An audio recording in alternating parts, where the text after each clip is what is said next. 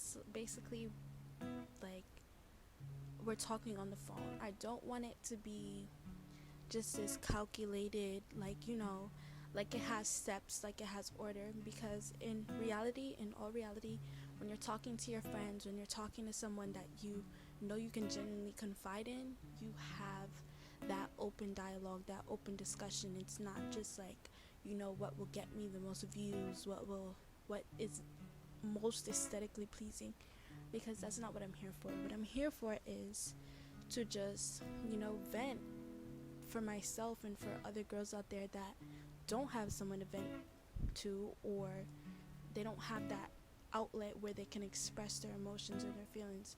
So I'm talking for all the girls that can't talk. You feel me? Like, alright, so I put a basically like a question thing on my Instagram and asked some questions on what the first topic of the episode should be. And basically, the whole gist was like toxic relationships and prioritizing peace. Now, if there's one thing that I know about is toxic relationships. I definitely know I've had my fair share. You know what I mean? So it's Okay, so what I'm trying to say is, I feel like at every stage of a female's life, you're gonna find that one boy that you are so interested in, that you are just so infatuated by, and you're not gonna necessarily know why. There's just something about him. There's something about the way he moves, the way he talks. Especially, I feel like my first heartbreak. this basically, like, we're talking on the phone. I don't want it to be just this calculated, like it has steps, like it has order, because in all reality, when you're talking to your friends, when you're talking to someone that you know you can genuinely confide in, you have that open dialogue, that open discussion. It's not just like, what will get me the most views, what is most aesthetically pleasing, because that's not what I'm here for. What I'm here for is to just, vent for myself and for other girls out there that don't have someone to vent to, or they don't have that outlet where they can express their emotions or their feelings. So I'm talking for all the girls that can't talk. You feel me? Like, alright, so I put a basically like a question thing on my Instagram and asked some questions on what the first topic of the episode should be. And basically, the whole gist was like toxic relationships and prioritizing peace. Now, if there's one thing that I know about is toxic relationships.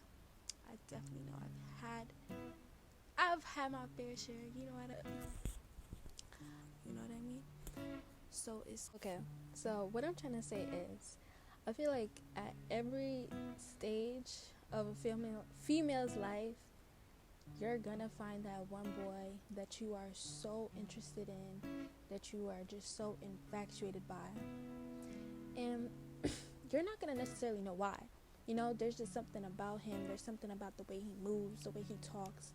Especially, I feel like my first heartbreak was like my worst one, because especially like when you're like, that's your first love. You never knew anything outside of that person. That romantic connection was your first romantic connection. So I feel like it's very essential that you don't base your dating life or anything around your dating life based on that one situation. Because I'm not gonna lie, that happened to me. I was like, he played me. The rest of y'all talk like him, walk like him, look like him. I just feel like I don't want to talk to none of y'all because y'all are gonna play me. And then that put me into a spiral of like self-loathing, self-victimizing, self-pity, whatever the case may be. And it made me a very bitter person. It made me want to get out there every single day, find a boy, and just dog him out. But here's my thing, you will never gain anything out of that. There will never be a prize for you in the end of all of that. If anything, you're gonna feel more emotionally drained. You know what I mean? You're gonna become just like that person. And I mean, quite honestly, that's the last thing you want. If I was me, I wouldn't want to be him, if that makes sense. Like, y'all don't judge me. This is my first time doing this, but what I'm trying to say is it's just essential that you don't make that experience make you feel like you are not deserving of healthy love, of love in general. And if you know that you want that same toxicity in your life, you need to self-evaluate and be like, look, yeah, I want this. Yeah, I want the arguing, the fighting, whatever the case may be. But I need to know why I am so comfortable and so okay with having negativity in my life. You know what I mean? I recently went through a little ex rekindling situation. You know what I mean? And what I can tell you is, I think a lot of the times we get stuck on who it was we met in the beginning, and it seems to hinder our actual logical thinking, because the boy that I met when I was 14 is not the same boy that I'm talking to now when I'm 16. There definitely is a disconnect as you grow apart with that person, because I mean, you guys are at two different stages in your life, and especially girls, you know, they say that we tend to mature faster, but it's honestly true. And you're depending on that person to necessarily grow with you, and that's just not the reality of things, especially at our age.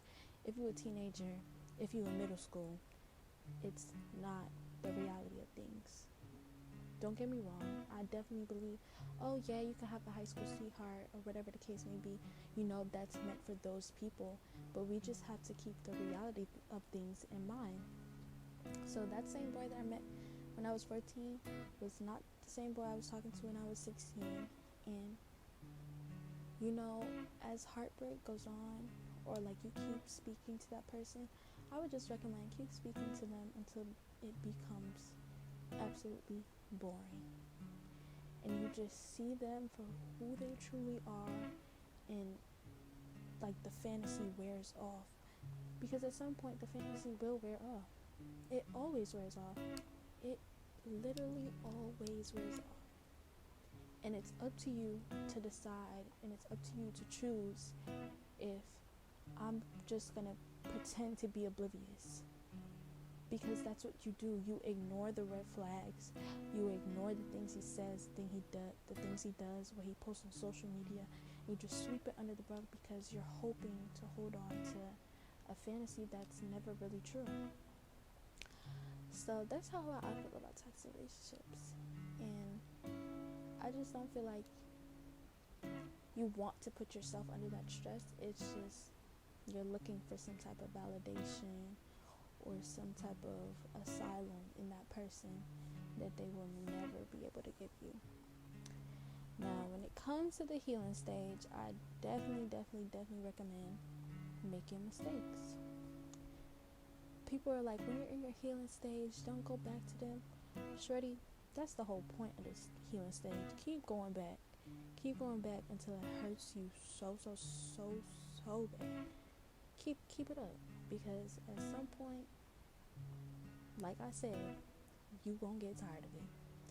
And I feel like after that whole situation with that person, it definitely pushed me more than it held me back. It was holding me back at some point, but it definitely pushed me forward. It definitely helped me, strengthen my religion, my relationship with God.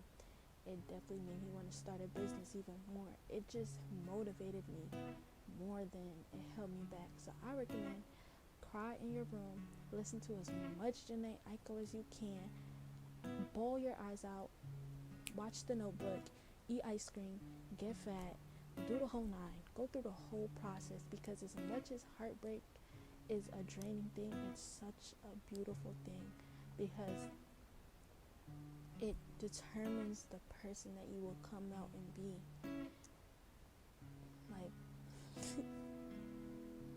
well, I'm going to insert a picture of the topic, another topic that I wanted to talk about. I saw it on TikTok, and a lot of the girls, I ain't talking about you, but if I'm talking about you, I'm talking about you, because one thing on this podcast, we gonna keep each other accountable. Yeah, we gonna get it to it.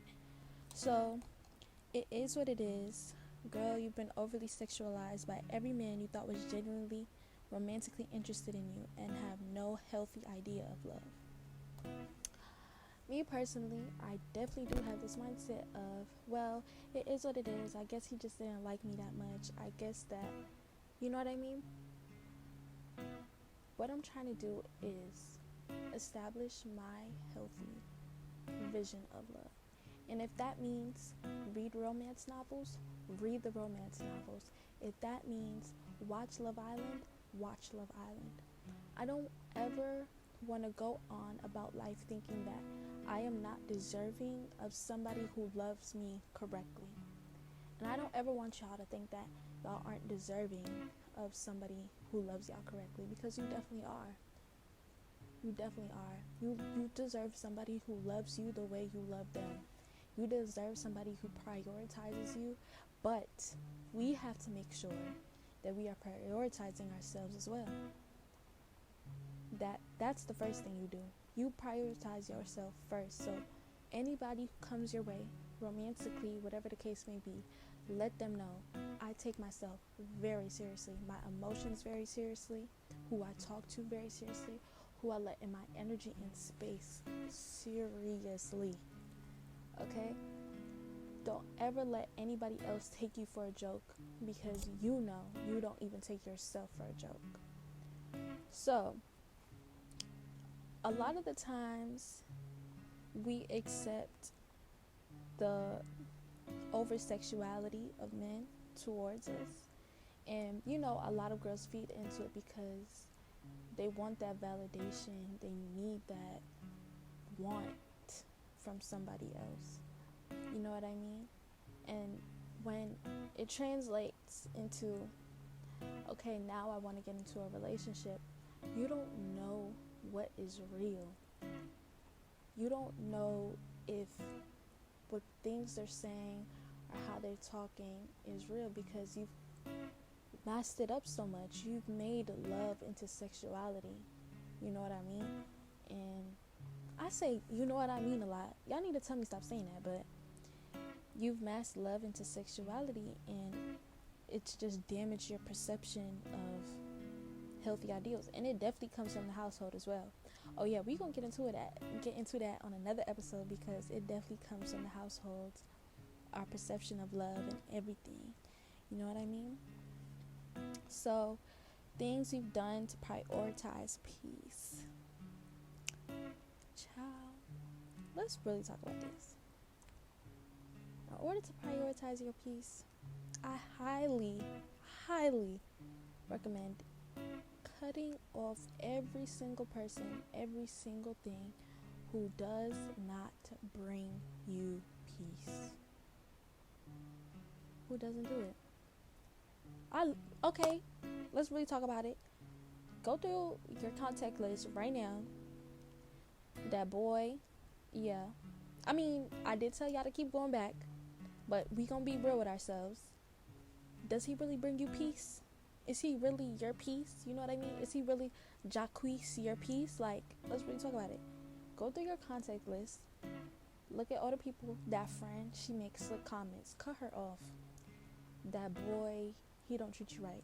Cut him off. But we gonna go through the healing stage. That family member, cut them off. They don't deserve access to you. And especially if you're trying to prioritize your peace before you even step out in the world and just give yourself to anybody else, you definitely need to look on the inside and evaluate, am I okay? And I feel like a lot of the times people don't ask themselves that. They just assume that they're okay. But when you really sit with yourself, are you listening to music, are you doing what you're doing, You're not okay. You don't feel okay. You're not okay. And if you need a therapist, you need to talk to somebody. Y'all can talk to me, first of all. You need to talk to somebody. You need to vent. You need to cry. Let it all out. Prioritizing your peace is also crying. Prioritizing your peace is also letting your emotions be shown and known. Prioritizing your peace is being unapologetically you. Prioritizing your peace is reading that book. Prioritizing your peace is going for that walk. You know what I mean? It's letting whatever judgment from other people not affect who you are internally. And I'm not gonna lie, I haven't prioritized my peace fully yet. There's still some things that I'm struggling with. But if you see from my spam, from my Instagram page, I don't care what I post because everything I post is me. Everything I show you is me. And I'm not going to show you everything because that's also part of it. Everything you do, you say, you walk, you talk, just let it be you. And I promise you will be so peaceful. I promise you will be peaceful when you aren't worried about, well, what did I say was weird? Girl, if you weird, you weird. I don't care. People have been calling me weird my whole life. And I just started becoming okay with it. And I just don't care. Like, I just don't care. Like, that's also the mindset you also have to have. I'm not saying don't care about people or whatever the case may be. But just keep it a buck with yourself. You know what I mean? Like, just look in the mirror and be like, this is me. And it's things you can change. Don't be superficial, but try to change things that are hindering you from being your full potential. Because if there's anybody else who knows how big you can be, it's you. It's nobody else. Nobody else in the room is thinking what you thinking about yourself. You know what I mean? You gotta put that time and that effort and that staying home and that crying and that looking in the mirror and being like, I'm the best. And you also have to find some type of morals. If that's you believe in God, if that's if you're Muslim, if you Hindu, if you're spiritual, find that connection. Find what connects to you, and I promise you will be 10 times happier. Like, you will just feel way better. So I feel like that's the end of it all. I answered all the questions. This was my first one, so I ain't gonna lie, I was a little nervous because when I be talking to myself, I be having a lot to say, but it's just about me getting comfortable, on the mic talking to y'all. So yeah, thank you so much for coming to the Rose Room. I love all of you that have been commenting and wanting my opinions on stuff because I just have a lot to say.